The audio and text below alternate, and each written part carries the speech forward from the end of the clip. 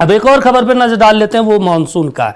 Monsoon का हर किसी को इंतजार रहता है। भारत में मानसून सिर्फ बारिश का मौसम नहीं है, बल्कि करोड़ों लोगों की जिंदगी और देश की अर्थव्यवस्था की सबसे अहम आधार मानी जाती है।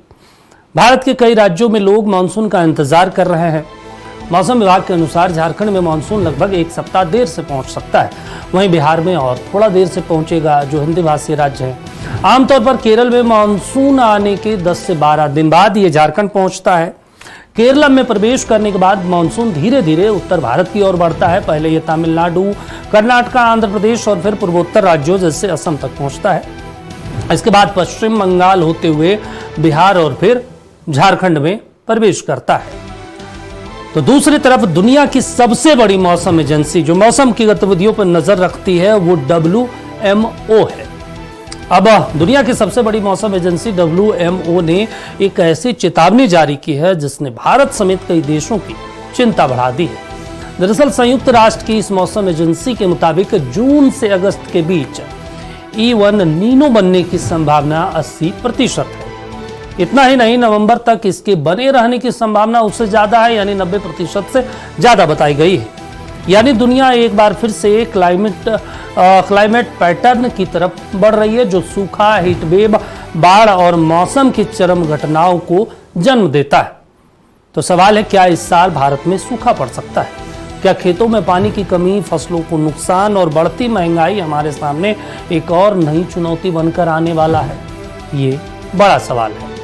अब एक बार आपको पहले ये भी बता देते हैं कि मानसून के देर से आने से हम लोगों को, यानी आप लोगों को, पूरे देशवासियों को इससे नुकसान क्या होता है। फिर बात करेंगे WMO ने चेतावनी क्या दी।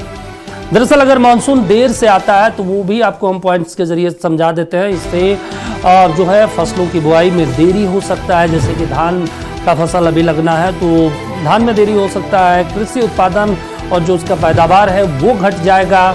किसानों की जो आय है उस पर नकारात्मक प्रभाव पड़े, यानी फसल नहीं होगा तो किसानों की आय खत्म हो जाएगी, गिर जाएगी। सिंचाई के लिए अधिक खर्च लगेगा, यानी जो नेचुरल बारिश का पानी होता है, नहर का पानी होता है, गंगा का पानी होता है, अगर वो नहीं जाएगा तो सिंचाई के लिए लोगों को ट्यूबवेल के सहारे ही उन्हें सारा लेना पड़ेगा, जिसमें उन्हें बिजली की खपत लगेगी या फिर डीजल का खपत लगेगा। इन तमाम चीज़ों का खर्च बढ़ेगा। जलाशय, तालाब, नदियों में पानी की कमी हो जाएगी। खाने पीने की चीज़ों में कमी आएगी। महंगाई पर भी असर पड़ेगा, क्योंकि फसल नहीं होंगे तो खाने पीने की चीज़ों में कमी आएगी और उसका असर सीधे आपके जेब पर पड़ेगा। ग्रामीण अर्थव्यवस्था और रोजगार भी प्रभावित होंगे। इसके अलावा पशुओं के चारे और पानी की समस्या इस देश में बढ़ जाएगी। राजस्व और आर्थिक विकास पर भी असर पड़ेगा। सूखा और खाद्यान्न संकट भी उत्पन्न हो सकता है। ये WMO ने प्रेस कॉन्फ्रेंस कर पूरी दुनिया को चेताया है। अब WMO ने चेतावनी दी है कि जून से अगस्त के बीच दुनिया के अधिकांश हिस्सों में सामान्य से अधिक गर्मी पड़ सकती है। इसका मुख्य कारण प्रशांत महासागर में तेजी से मजबूत हो रहे अल नीनो है। अल नीनो एक प्राकृतिक जलवायु प्रक्रिया है जिसमें मध्य और पूर्वी प्रशांत महासागर के समुद्र की सतह का तापमान सामान्य से अधिक बढ़ जाता है। यह स्थिति आमतौर पर 9 से 12 महीनों तक बनी रहती है और दुनिया भर के मौसम को प्रभावित करती है। WMO के अनुसार इस बार अल नीनो के कारण रिकॉर्ड स्तर की गर्मी, लू, सूखा और भारी बारिश जैसी चरम मौसमी घटनाएं देखने को मिल सकती है। अब WMO के महासचिव सेलेस्टे साउलो ने कहा कि देशों को एक तीव्र अल नीनो घटना के लिए तैयार रहना चाहिए। उन्होंने चेतावनी दी है कि इससे भूमि और समुद्र दोनों क्षेत्रों में हीट वेव का खतरा बढ़ेगा। भारत, ऑस्ट्रेलिया, इंडोनेशिया और मध्य अमेरिका के कुछ हिस्सों में सूखे की स्थिति बन सकती है, जबकि दक्षिण अमेरिका, अमेरिका के दक्षिणी भाग, अफ्रीका के हॉर्न क्षेत्र और मध्य एशिया के कुछ क्षेत्रों में सामान्य से अधिक वर्षा हो सकती है। विशेषज्ञों का कहना है कि अत्यधिक गर्मी केवल मौसम तक सीमित नहीं रहेगी, बल्कि इसका असर स्वास्थ्य, कृषि और अर्थव्यवस्था पर सीधा पड़ेगा। बढ़ते तापमान से मच्छरों से फैलने वाली बीमारियों का भी खतरा बढ़ेगा।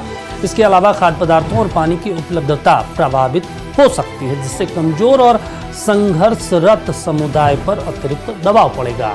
WMO ने यह भी आशंका जताई है कि अल नीनो के प्रभाव और वैश्विक तनाव, विशेषकर पश्चिम एशिया में जारी संघर्षों के कारण खाद्य वस्तुओं की कमी में और वृद्धि हो सकती है। ऐसे में तमाम सरकारें और लोगों को संभावित चुनौतियों के लिए पहले से तैयार रहने की जरूरत है। तो बेहद महत्वपूर्ण उन्होंने चेतावनी दी है, प्रेस कॉन्फ्रेंस करके पूरी दुनिया को अलर्ट रहने को कहा है। अब देखना होगा कि कब तक मानसून की एंट्री होती है। बाकी हिंदी भाषी राज्य में जैसे उत्तर प्रदेश, बिहार, झारखंड जैसे हैं,